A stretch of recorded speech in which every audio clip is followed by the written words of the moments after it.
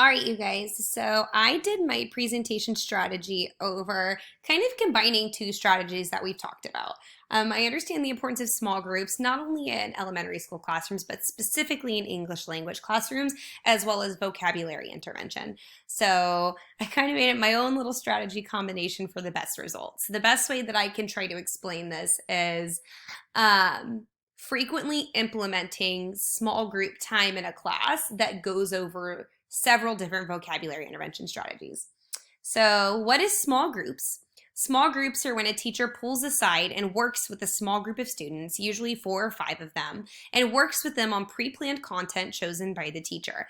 The rest of the class can either work independently or at other small group stations. So here's a YouTube video I found.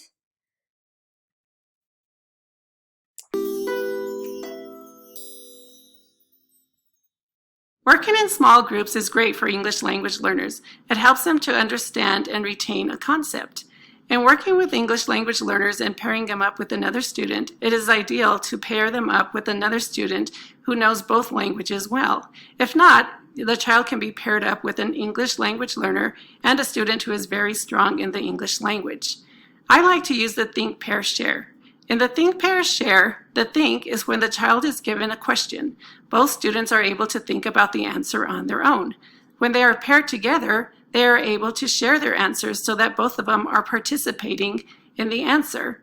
And then, when it is time to answer the teacher, both students feel confident in their answer.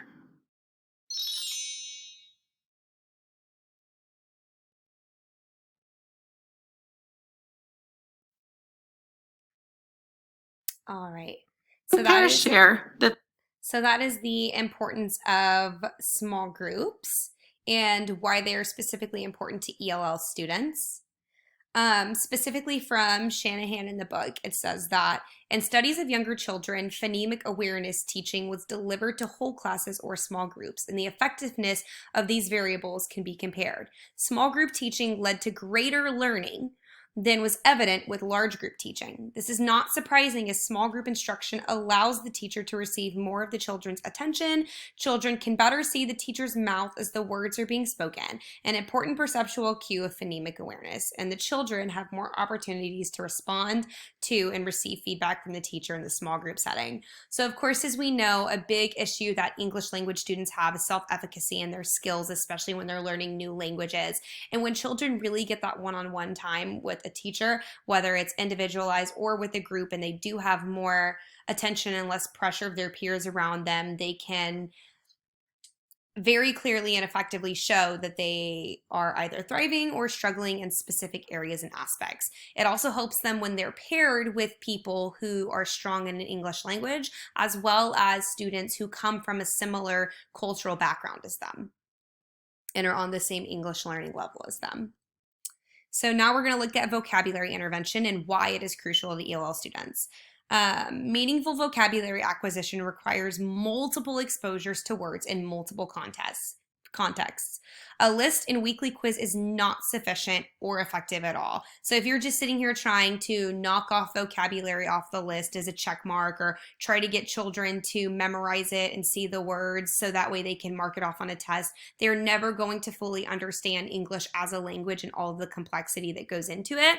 And they're not going to remember the words. Their skills are not going to improve over time. They're only going to be improving short term for these very narrow windowed time slots of graded assignments. They're not going to be effective in remembering them at all. It's also going to be too many words to teach a child individually. So one of the best ways to do this is to teach prefixes and suffixes and roots. So if you're teaching a child a bunch of different words, say you're teaching them biology or something, you teach them like basically meanings of prefixes and suffixes and how to identify roots, and based off of that they can pick up words in context of sentence a lot easier and more frequently.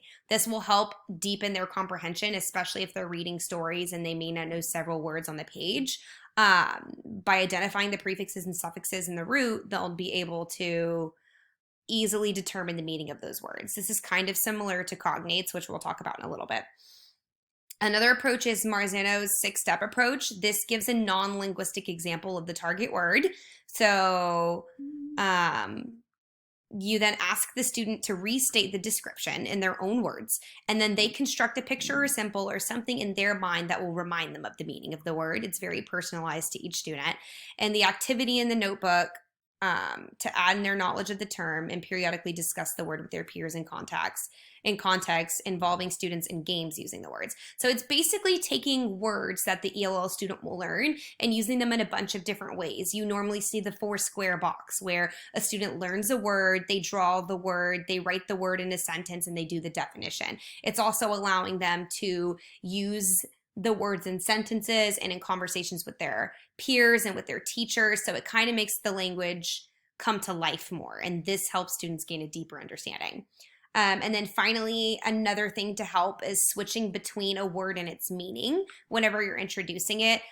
This comes from Gay's in the reading strategy culture. So they use the example of the word culture. If a student doesn't necessarily know what the word culture means and I'm trying to teach them, intermittently as I'm teaching it, I'm going to change the word culture out with values, cultures, and beliefs so they see how this relates. So here's another video. Shopping the Jeep Compass? Of course. Check out the Bronco Sport. It comes with... Here we go. But if it's something enticing, what might entice you? Okay, what might entice you? Dulce? Candy, right? What might entice you? What is something that you enjoy? Playing. Ice cream, that's my favorite Playing. also. Playing, a special treat, okay? So, who is she trying to lure? Who is she trying to entice? Beetles. And the pesky what? What? Who is she trying to Pesky crows. The pesky crows, right? Pesky, annoying, like we said earlier, right? All right. So this was just a short example of that video. We can very clearly see that the teacher is working in a small group and is working on vocabulary. She was working on the word entice and the word pesky, and she was changing the word pesky out with annoying, which she had been doing several times in the longer video. This was just the shorter video that I found. But she was switching the word in and out with its meaning, and she was asking the students questions to make that word entice more meaningful to them and make them be able to relate to it and remember it more. So now how do these go hand in hand and why should they? So these two strategies work best, in my personal opinion, when they're paired together. By applying vocabulary intervention, those different strategies, and understanding that it is essential, not just a list of memorized words or an extra additive activity, students learn more about the meaning of the word than just memorizing it.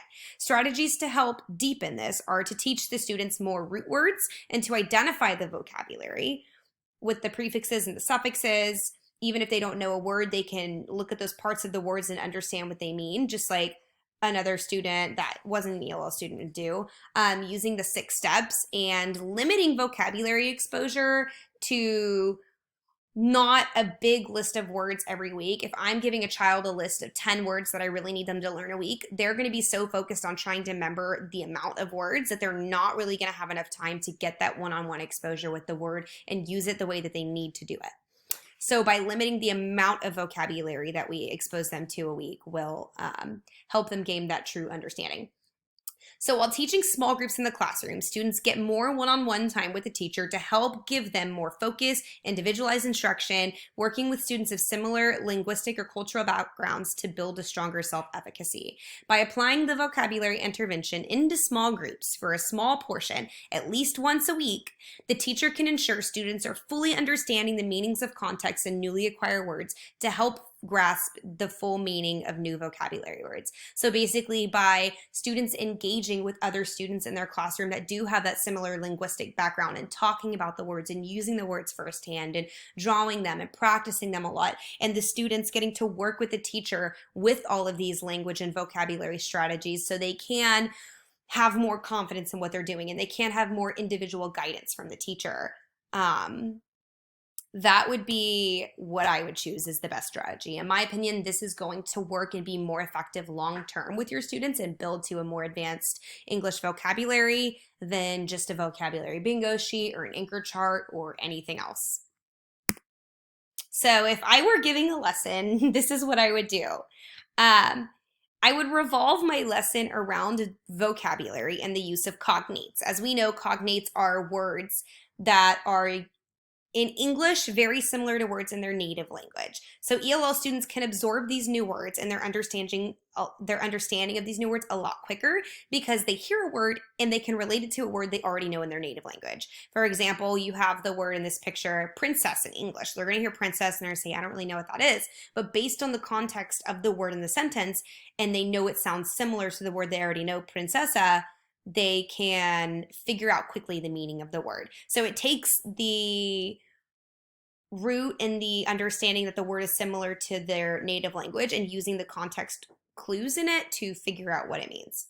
So like we have elefante and elephant. These are example of cognates. I would work on these with my students in my small group. I would implement it by allotting one 60-minute class period in a week for this activity to allow me to have 15 minutes at least to work with each group of 4 to 5 students on the use of cognates. And then while I would be working on this, while the students work with me at my station, we will be looking at the strategy of using context clues in a sentence and using the words they understand in their native language to create the meaning of the foreign words from a passage I've already pre-picked. So I would have the students read a passage that I already picked about a fun weekend that uses cognates and context clues to determine meanings. While that group works with me, the other students will be working in other small groups on those vocabulary intervention strategies. So as you can kind of see in this picture, I would have students working with me like over here, and then these are different areas where they would have small groups going on. So these are the different small group activity stations I would also have going over the different vocabulary strategies. So clearly the 4th group is going to be working on Meet with Cognates. And then the 1st group is going to be having an activity where they guess the meaning of an unfamiliar word using prefixes and suffixes. So they're going to work for that 15 minutes. They're going to have a list of words that they probably have never seen, don't know what they mean, but they're going to have roots and prefixes and suffixes they've already known. They're going to discuss with their small group what they think the meaning of the words are based on the prefixes and suffixes and talk about breaking those words down and how they would use them. The second small group would be students will have a list of words they have learned in the past 6 weeks, and students are encouraged to just have a natural conversation trying to incorporate these appropriate uses of the words. So this one's kind of more fun. They are already going to have their journals and their pictures and their charts of the words that they've been learning throughout the 6-week grading period. And they're basically going to take all of the words that they have learned and they're just going to talk. They're just going to have natural conversations with their peers of similar native and cultural backgrounds and stronger English students and of different backgrounds, and just basically use the words in a natural way to demonstrate to their peers that they understand the words and also gain other insights from listening to their peers. And then the 3rd group will, the students are given a list of 3 words and they must use the 4-box strategy from Marzano's strategy, where they must write the word, draw the picture, use it in a sentence, and write the definition, as we know this common strategy. So there's those 4 groups of 4 to 5 students all going on at the same time where they're all digging deep into those vocabulary strategies. And then these are my references, the YouTube videos and the readings from the class. So hope you guys like my strategy.